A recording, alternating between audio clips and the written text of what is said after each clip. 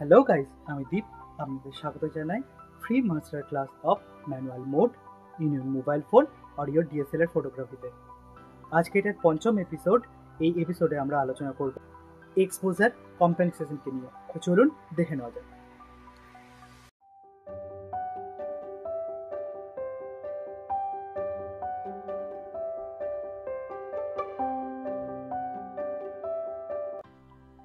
প্রথমে আমরা জানবো যে এক্সপোজার কম্পেনসেশন কি আর কখন এটাকে ইউজ করা হয়।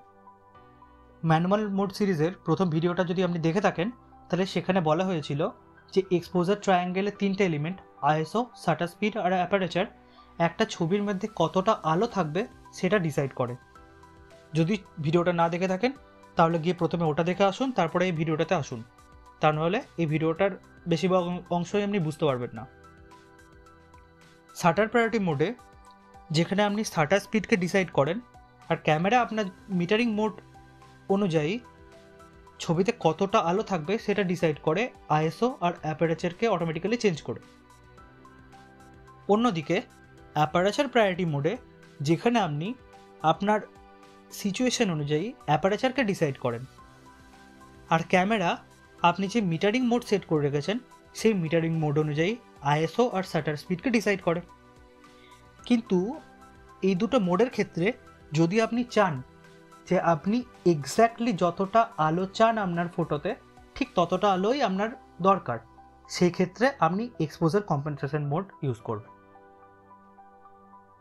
এক্সপোজার কম্পেনসেশন মোডে এরকম একটা স্কেল দেওয়া থাকে, যে স্কেলের বাঁ দিকে মানে নেগেটিভ ভ্যালুর দিকে যদি আপনি যান তাহলে ছবিটা ডার্কার হতে থাকে, আর ডান দিকে বা পজিটিভ ভ্যালুর দিকে গেলে ছবিটাতে আরও আলো অ্যাড হয়।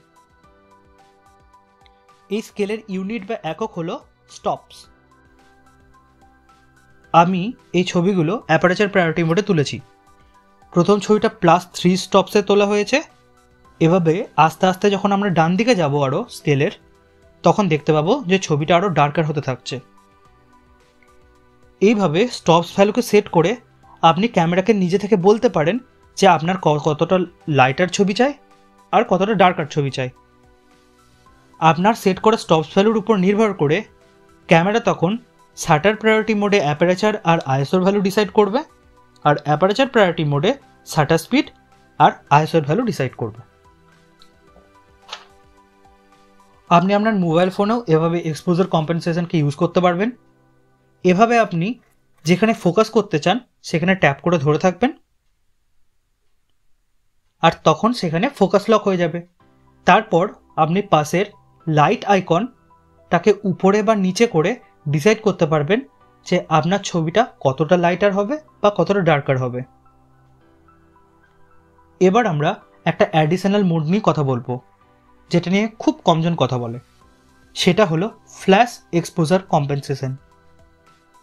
এই একইভাবে এই মোডটাও আপনি ইউজ করতে পারবেন যেভাবে আমরা এক্সপোজার কম্পেনসেশন মোড ইউজ করেছি, কিন্তু এটা তখনই ইউজ করতে পারবেন যখন আপনি ফ্ল্যাশ ইউজ করছেন। এখানেও এক্সপোজার কম্পেনসেশনের মতো একটা স্কেল দেওয়া থাকে, যার পজিটিভ দিকে গেলে আপনার ফ্ল্যাশের লাইটের ইন্টেন্সিটি বাড়বে আর নেগেটিভ দিকে গেলে আপনার ফ্ল্যাশের লাইটের ইন্টেন্সিটি কমবে। দেখুন রেজাল্টগুলো।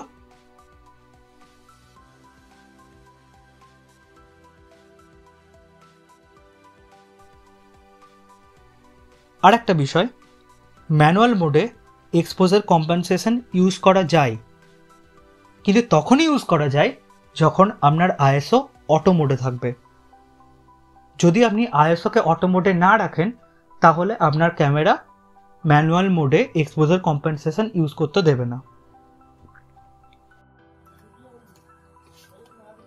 আমার এই ভিডিওটা যদি আপনার একটু কাজের হয়ে থাকে বা আপনার ভালো লেগে থাকে তাহলে অবশ্যই লাইক করবেন, কমেন্ট করবেন এই ভিডিওর নিচে, এবং চ্যানেলটাকে দয়া করে সাবস্ক্রাইব করবেন। এটা বাঙালির চ্যানেল, তো আমি বাংলাতেই কন্টেন্ট প্রোভাইড করছি। তো থ্যাংক ইউ, সাবস্ক্রাইব করে যাবেন।